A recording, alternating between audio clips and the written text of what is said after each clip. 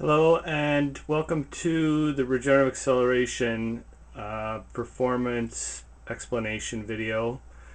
This is for the computer software development guys and anybody else who wants to understand the backing theory on regenerative acceleration, RegenX coil performance.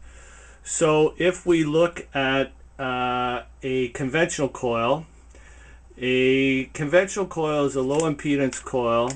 It stores energy in the electromagnetic field around the coil, and this electromagnetic field produces polarity which is identical to the approaching magnetic field. So when the rotating magnetic field is approaching the coil has an induced magnetic field in it which is identical to the approaching magnetic field, and the identical magnetic fields resist each other. Now when the rotor is moving away, the current direction in the coil changes and the polarity of the magnetic field changes from identical to opposite, and the coil opposes the permanent magnet rotor's departure from the coil. And this is denoted in Lenz's law by the minus sign, which simply states that for every action there's an equal and opposite reaction. Okay, so the regenerative acceleration coil is a high impedance coil. It stores energy in the electrostatic field inside the coil between the wires and operates as a capacitor. So what we have is when the permanent magnet on the rotor is approaching the coil, the impedance in the coil is high enough that current cannot flow in the coil. And because current can't flow in the coil cannot produce a repelling magnetic field to resist the coil's approach. When the coil is top dead center to the coil and just about to start moving in the other direction, the current in the coil must change direction. When the current in the coil changes direction, the induced voltage in the coil, which is maximum at top dead center, is able to be released through the low DC resistance of the coil. And this release of the stored voltage in the coil produces a maximum magnitude repelling magnetic field which is identical to the rotor's magnetic field, which is now moving away. So the magnetic field that's produced inside the coil is delayed until top dead center and then released with a maximum magnitude which pushes away on the now receding magnet and attracts the opposite pole which is coming into position. And this is where the acceleration comes from.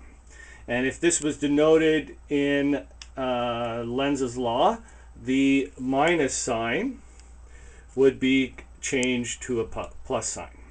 So now we have an equal and equal reaction. So as a